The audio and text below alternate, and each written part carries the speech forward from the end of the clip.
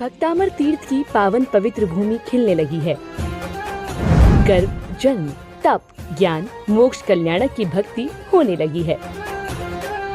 प्रभु जन्म लेंगे, देवगण झूमेंगे, इंद्र इंद्राणी बलैया लेंगे, रत्न बरसेंगे, शहनाइयाँ बजेंगी, भक्त आनंद में नाचने लगेंगे। जी हाँ, कुछ ऐसा ही दृश्य देखने को मिलेगा भक्तामर तीर्थ यवत महाराष्ट्र में 7 दिसंबर से 11 दिसंबर 2024 तक आयोजित होने वाले इस पंचकल्याणक प्रतिष्ठा महोत्सव में भक्तामर वाले बाबा डॉक्टर आचार्य श्री प्रणाम सागर जी महाराज की पावन प्रेरणा से उन्हीं की जन्म स्थली पर भक्तामर तीर्थ कलश मंदिर का नव निर्माण हुआ, जिसका पंचकल्याणक प्रतिष्ठा महोत्सव बड़े ही भव्य रूप से आयोजित होने जा रहा है। जैन इतिहास में पहली बार प्रत्येक प्रतिमा विधिनायक से मंत्रित होगी। यह संपूर्ण कार्यक्रम भक्तामर वाले बाबा डॉक्टर आचार्य श्री प्रणाम सागर जी महाराज के पावन सानिध्य में संपन्न होगा। 8 दिसंबर को भगवान का जन्म कल्याणक महोत्सव मनाया जाएगा और भव्य जन्माभिषेक होगा। तो आप भी प्रभु भक्ति के शानदार कार्यक्रम में पुण्यार्जन कर सकते हैं। नवग्रह महाकुंभ कलश 11 लाख, नवग्रह नवरत्न कलश 2,51,000, हीरक पंचरत्न कलश 1,23,000, हीरक कलश 51,000, स्वर्ण कलश 21,000, रजत कलश 11,000, ताम्र कलश 5,000, पीताम्र कलश 2100 रूपए की राशि में उपलब्ध है। आयोजक भक्तामर तीर्थ पंच कल्याणक महोत्सव समिति, निवेदक प्रणाम धारा परिवार ट्रस्ट, कार्याध्यक्ष किशोर जिंदत शाह बारामती, सलाहकार केसी जैन मुंबई। संपर्क सूत्र 2024 साल का 6वां महीना जून। हर महीने कोई न कोई राशि परिवर्तित होती है, किसी ग्रहों में जाकर के प्रवेश कर जाती है। इस माह आप देखेंगे 1 जून मंगल मेष राशि में प्रवेश कर रहे हैं। मंगल मेष राशि की स्वग्रही राशि है और यहाँ पर पहले से ही बुध बैठे हुए हैं, तो यहाँ पर बुध के साथ मंगल की युति हो रही है। इसके बाद आप देखिए वृषभ राशि में गुरु के साथ शुक्र और सूर्य भी बैठे हुए हैं, जिस कारण शुक्र के साथ जब सूर्य बैठ जाते हैं तब कहते हैं शुक्रादित्य योग। जब गुरु के साथ सूर्य बैठ जाते हैं तो यहाँ पर कहते हैं गुरु आदित्य योग, और यहाँ पर गज केसरी योग का भी निर्माण हो रहा है। और देखिए आगे जून के मध्य में सूर्य का राशि परिवर्तन मिथुन राशि में हो रहा है, क्योंकि यहाँ पर देखेंगे मिथुन राशि में सूर्य प्रवेश कर रहे हैं। अपने आप में ही बुधादित्य योग बनता है, राजयोग बनता है। इसके साथ आप देखेंगे यहाँ पर केतु कन्या में और राहु मीन राशि में विराजमान रहेंगे। बुध भी इसी राशि में आ रहे हैं, जिसकी वजह से जो मैंने आपको कहा यहाँ पर बुधादित्य योग की स्थिति बन रही है। अब यहाँ देखेंगे शुक्र 12 जून को इसी राशि में ही आ रहे हैं, जिस वजह से यहाँ पर त्रिग्रही योग, शुक्रादित्य योग, लक्ष्मी योग यहाँ पर बन रहा है। तो इस महीने आप देखेंगे कुछ राशि जो परिवर्तित हो रही हैं, इसके परिवर्तन से बहुत सारी राशियों के जीवन में बदलाव आ सकता है। आप सभी को मालूम है यहाँ पर गुरु भी अस्त है, शुक्र भी अस्त है, लेकिन यहाँ जून के मध्य में यहाँ पर स्थिति कुछ ग्रहों की अच्छी होने वाली है। तो यहाँ पर जब यह योग बनते हैं, शुक्रादित्य योग बनते हैं, गुरु आदित्य योग बनते हैं, लक्ष्मी योग बनते हैं, इस कारण से जून के महीने में कहीं कहीं पर बहुत अच्छा व्यापार चला करता है, कहीं कहीं पर बहुत तेज बारिश का प्रभाव देखा जाता है, कहीं कहीं पर हमें बाढ़ भी सुनने को मिलेगी। इस जून के महीने में यह मंगल अपना प्रभाव जून के महीने में अवश्य रूप से दिखाएगा। इस वजह से कहीं तेज आंधी, तूफान, परेशानी, एक्सीडेंट, घटनाएं, दुर्घटनाएं, प्राकृतिक प्रकोप इस महीने सबसे ज़्यादा देखने को प्राप्त हो सकते हैं। ऐसा ग्रहों के प्रभाव से कहा जाता है।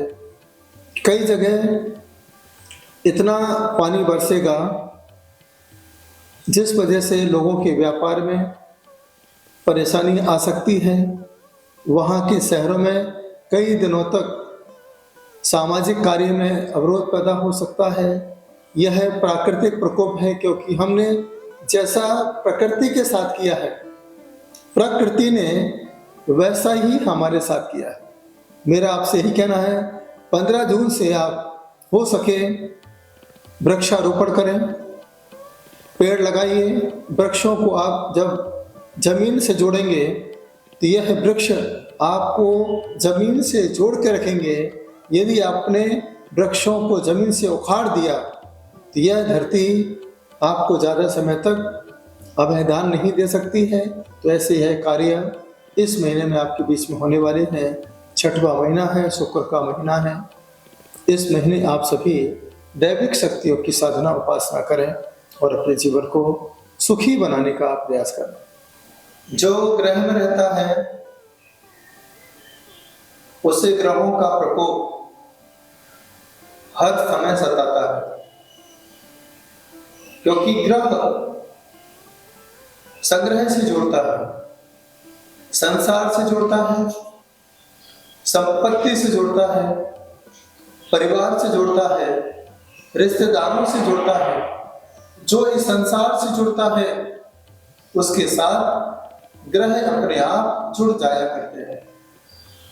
संतों के साथ ग्रहों का प्रभाव पड़ता तो है, लेकिन ग्रह संतों के संपर्क में ज्यादा समय ठहर नहीं पाते हैं, क्योंकि संत सदा मंत्रों के साथ रहते हैं, धर्म के साथ रहते हैं, अध्यात्म के साथ रहते हैं। इसलिए संतों पर ग्रहों का ज्यादा प्रभाव नहीं पड़ता है। लेकिन आप सभी संसारी हैं, हर दिन आपको सूर्य की आवश्यकता पड़ती है, चंद्र की आवश्यकता पड़ती है, मंगल के साथ मंगल कार्य की आवश्यकता पड़ती है, बुध के साथ आपको बुद्धि की आवश्यकता पड़ती है, गुरु के साथ गुरु सानिध्य में रहने की आवश्यकता पड़ती है, शुक्र के साथ परिवार ऐश्वर्य से जुड़ने की भावना रहती है, और शनि के साथ जीवन में शांति की आवश्यकता पड़ती है। इस तरीके से राहु और केतु आपके जीवन में सदा सदा छाया ग्रह बन के आपके जीवन में उतार चढ़ाव पैदा करते हैं। अब हमें जानना है कि ग्रहों को कैसे सुधारना है। ग्रहों को सुधारने का सबसे बढ़िया तरीका है, पहले आप प्रातः काल सुबह 5 बजे से लेकर के 6:30 बजे के बीच में अपने ग्रह को छोड़ दें। जहां पर आप रहते हैं, निवास करते हैं, विश्राम करते हैं, उस ग्रह को छोड़ दीजिए। और छोड़ने के बाद आप नंगे पैर जमीन पर चलिए। जब नंगे पैर आप जमीन पर चलोगे तो आपका संपर्क भूमि से हो जाएगा। जब भूमि तत्व से हम जुड़ जाया करते हैं तो यहाँ पर गुरुत्वाकर्षण शक्ति आपके साथ ऐड हो जाती है। उसके बाद आप पेड़ के नीचे बैठ जाए। पेड़ के नीचे बैठने के बाद इस तरीके से मुद्रा बना करके गहरी सांस लेकर के पूरब दिशा में मुंह करके प्रार्थना करें, प्रेयर करें कि मैंने आज प्रातः काल उगते हुए सूरज को देखा है। जो प्रातः काल उगते हुए सूरज को देखता है उसके जीवन में उन्नति दिन प्रतिदिन अपने आप होती चली जाती है। इसके बाद जो चंद्र ग्रह है, चंद्र ग्रह की शांति के लिए तो प्रातः काल का जो समय होता है शीतल होता है, मन को आनंद प्रदान करता है, मन के अंदर उत्साह जागृत करता है। इसलिए प्रातः काल चंद्र को अच्छा करने के लिए आप बिना ब्रश किए 1 गिलास पानी चांदी के गिलास में भर के ग्रहण करें। उसके बाद गहरी श्वास लेकर के उस चंद्र को याद करें, जो चंद्र आपको सिद्ध सिला की यात्रा कराने वाला है, परमात्मा से मिलाने वाला है। ऐसी दिव्य शक्ति का आप गहरी श्वास लेके शीतलता का एहसास करके उस चंद्र को याद करें। मंगल के लिए आप देखिए वृक्ष के नीचे बैठे हैं, पक्षियों की जो आवाज है जो आप सुन रहे हैं पूरे मनोभाव के साथ, यह आवाज आपके लिए मंगल का प्रतीक है, मंगलकारी है। जिस प्रकार से प्रातःकाल मंदिरों में घंटियां बजा करती हैं, पक्षियों की जो कलरव हुआ करता है, चहचहाहट हुआ करती है, यह सब मंगल वाद्य हैं। मंगल वाद्य सुनने से आपका दिल मंगलमय हो जाया करता है।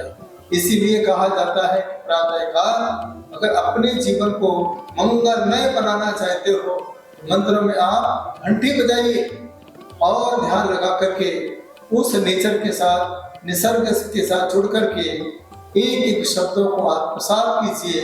आपका मंगल अपने आप मंगल कारक हो जाएगा। इसके बाद बुध ग्रह लगता है कि याद करते हैं, याद नहीं होता है, बार बार कोशिश करते हैं कुछ अच्छा हो जाए, अच्छा नहीं होता है। तो बुद्धि के लिए सबसे अच्छा उपाय यही है कि आप प्रातःकाल सुबह, जो मैंने आपको समय बताया है, तो सुबह का समय माँ सरस्वती का होता है, माँ जिनवाणी का होता है, शारदा का होता है। क्योंकि सुबह सुबह आपको सरस्वती मिलती है और 9 बजे के बाद आपको लक्ष्मी मिला करती है। समय देखिए, क्योंकि सुबह सुबह व्यक्ति हर दिन मंदिर में जाता है, प्रभु को याद करता है, स्वाध्याय करता है, बच्चे स्कूल जाते हैं, वहां जाके पढ़ाई करते हैं। तो सुबह सुबह बच्चे 4:10 से लेकर के 6:30, 7, 8 बजे तक पढ़ाई करेंगे तो नियम से उनकी बुद्धि का विकास होता चला जाएगा।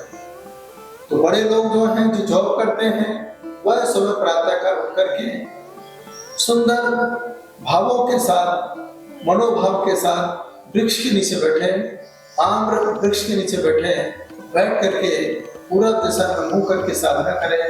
गहरी श्वास लेकर के सिर्फ उस हरियाली पर ही ध्यान केंद्रित करें। जैसे प्रभु यह धरती आपके प्रभाव से हरी भरी हो रही है, उसी प्रकार से मेरा जीवन भी हरा भरा होना चाहिए। ऐसे भाव के साथ गहरी श्वास लेते हुए उस हरियाली को अपने अंदर आत्मसात करते रहें। धीरे धीरे आपकी बुद्धि का विकास होता जाएगा, एक नई ऊर्जा आपको अपने आप प्राप्त होती जाएगी। इसके बाद गुरु के लिए क्या करें? मैं देखिए अभी आपको प्रातःकाल की बेला के समय क्या करें जिससे हमारे ग्रह अपने आप प्रभावित हो जाए। सुबह सुबह हमें कुछ नहीं करना है, प्रातःकाल ध्यान लगाना है। ध्यान लगा करके पीले कलर को याद करना है, जिस गुरु को हमने अपना गुरु बनाया है उसको ध्यान में लाना है और ओम ओम ओम का जाप आपको करना है। यदि मंदिर में गुरु जी हो, आप गुरु का हल्दी के जल से पाद प्रक्षालन करें, गुरु का आशीर्वाद प्राप्त होगा, आपका गुरुत्वाकर्षण शक्ति बढ़ेगी और गुरु के प्रभाव से ही आपके जीवन में जो नहीं मिला है वह आपको गुरु के प्रभाव से मिल सकता है। इस सृष्टि में गुरु बलवान है, इसलिए इस धरती को गुरुत्वाकर्षण कहते हैं। इसके आकर्षण से ही आपका जीवन अनायास आनंदित हो सकता है, प्रसन्नचित्त हो सकता है। इसके बाद शुक्र ग्रह के लिए, जो डायबिटिक है, शुक्र ग्रह के लिए ऐश्वर्य की प्राप्ति होती है। इसके लिए हमें कुछ नहीं करना है। प्रातःकाल आपको कम से कम 1 किलोमीटर नंगे पैर चलना है। नंगे पैर चलने के बाद आपको नदी हो, तालाब हो, समुद्र हो, उसके सामने बैठ करके आपको कुछ नहीं बोलना है। बैठ करके वहां की वर्गणाओं को, एनर्जी को आत्मसात करना है। गहरी श्वास लेना है, रोकना है और छोड़ते जाना है। यह प्रयोग आप हर दिन करते रहेंगे, आपका शुक्र अपने आप प्रबल हो जाएगा। शनि के लिए क्या करें? शनि का सबसे अच्छा उपाय यही है, सुबह सुबह सूर्य निकलने के पहले उठना है। उठने के बाद आपको नंगे पैर चलना है। चप्पल पहन के चलोगे, शनि और आपका साथी बन जाएगा, नेगेटिविटी बढ़ती जाएगी। चमड़े की चप्पलों का त्याग करें। नंगे पैर आपको मंदिर जाना है, कभी जूते चप्पल पहन के आपको मंदिर नहीं जाना। सुबह सुबह आप जब भी चलें नंगे पैर चलेंगे, काली वाली मिट्टी पर चलिए या फिर खुली जगह पर चलेंगे। सीमेंट वाली जगह पर नहीं चलना है, जहाँ पर मिट्टी ज्यादा हो। रेत पे भी आप चल सकते हैं समुद्र के किनारे, इससे भी शनि प्रबल होता है।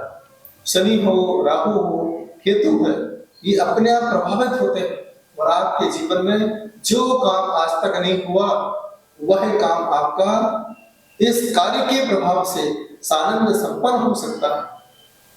अगर आप कहते हैं कि मुझे नहीं मालूम कौन सा ग्रह कैसा है, सूर्य कैसा है, चंद्रमा कैसा है, मंगल कैसा है, बुध कैसा है, गुरु कैसा है, शुक्र कैसा है, शनि कैसा है, राहु और केतु कैसा है, हम ज्योतिष तो नहीं जानते हैं, लेकिन अपने सभी ग्रहों को अच्छा कैसा बनाए, एक ही उपाय इसके लिए है। ध्यान से सुनिएगा। कुछ नहीं करना है, कुछ नहीं आता है, बहुत अच्छी बात है। आता है, हर दिन आपको विकल्प होगा। आज सोमवार है, पता नहीं क्या करें, मंगलवार है, क्या करें, मंगल ग्रह से क्या नुकसान होगा, क्या करूं या नहीं करूं। ज्यादा सीखने से भी हमें बहुत सारा नुकसान हो सकता है। भक्तामर तीर्थ की पावन पवित्र भूमि खिलने लगी है। गर्भ, जन्म, तप, ज्ञान, मोक्ष, कल्याणक की भक्ति होने लगी है। प्रभु जन्म लेंगे, देवगण झूमेंगे, इंद्र इंद्राणी बलैया लेंगे, रत्न बरसेंगे, शहनाइयाँ बजेंगी, भक्त आनंद में नाचने लगेंगे। जी हाँ, कुछ ऐसा ही दृश्य देखने को मिलेगा भक्तामर तीर्थ यवत महाराष्ट्र में 7 दिसंबर से 11 दिसंबर 2024 तक आयोजित होने वाले इस पंचकल्याणक प्रतिष्ठा महोत्सव में भक्तामर वाले बाबा डॉक्टर आचार्य श्री प्रणाम सागर जी महाराज की पावन प्रेरणा से उन्हीं की जन्म स्थली पर भक्तामर तीर्थ कलश मंदिर का नव निर्माण हुआ, जिसका पंचकल्याणक प्रतिष्ठा महोत्सव बड़े ही भव्य रूप से आयोजित होने जा रहा है। जैन इतिहास में पहली बार प्रत्येक प्रतिमा विधिनायक से मंत्रित होगी। यह संपूर्ण कार्यक्रम भक्तामर वाले बाबा डॉक्टर आचार्य श्री प्रणाम सागर जी महाराज के पावन सानिध्य में संपन्न होगा। 8 दिसंबर को भगवान का जन्म कल्याणक महोत्सव मनाया जाएगा और भव्य जन्माभिषेक होगा। तो आप भी प्रभु भक्ति के शानदार कार्यक्रम में पुण्यार्जन कर सकते हैं। नवग्रह महाकुंभ कलश 11 लाख, नवग्रह नवरत्न कलश 2,51,000, हीरक पंचरत्न कलश 1,23,000, हीरक कलश 51,000, स्वर्ण कलश 21,000, रजत कलश 11,000, ताम्र कलश 5,000, पीताम्र कलश 2100 रुपए की राशि में उपलब्ध है। आयोजक भक्तामर तीर्थ पंच कल्याणक महोत्सव समिति, निवेदक प्रणाम धारा परिवार ट्रस्ट, कार्याध्यक्ष किशोर जिंदत शाह बारामती, सलाहकार केसी जैन मुंबई। संपर्क सूत्र